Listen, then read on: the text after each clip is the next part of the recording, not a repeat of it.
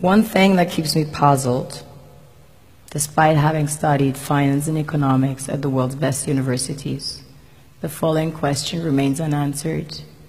Why is it that 5,000 units of our currency is worth 1 unit of your currency, where we are the ones with the actual gold reserves?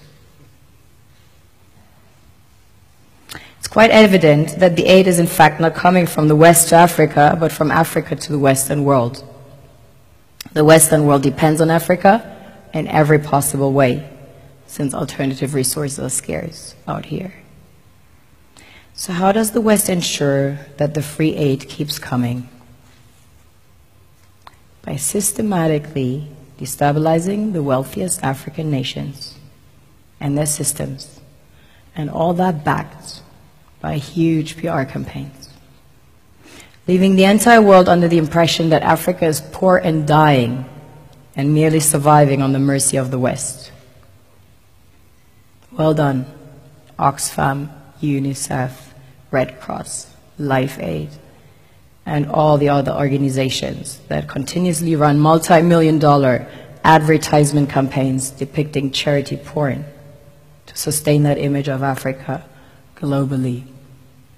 Ad campaigns paid for by innocent people under the impression to help with their donations. While one hand gives under the flashing lights of cameras, the other takes in the shadows. We all know the dollar is worthless, while the euro is merely charged with German intellect and technology, and maybe some Italian pasta. How can one expect donations from nations that have so little? It's super sweet of you to come with your colored paper in exchange for our gold and diamonds. But instead, you should come empty-handed, filled with integrity and honor. We want to share with you our wealth and invite you to share with us. The perception is that a healthy and striving Africa would not disperse its resources as freely and cheaply, which is logical.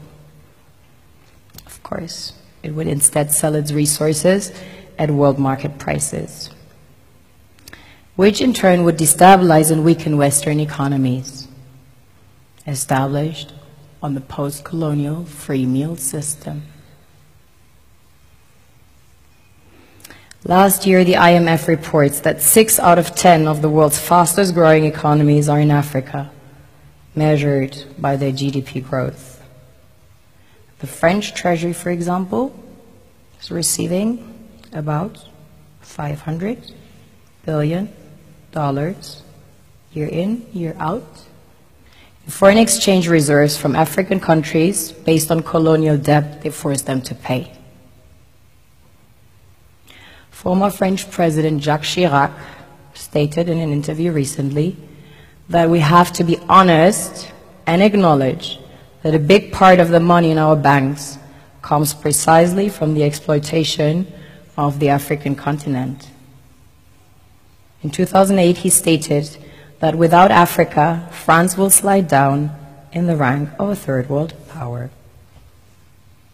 This is what happens in the human world, the world we have created. Have you ever wondered how things work in nature? One would assume that in evolution the fittest survives.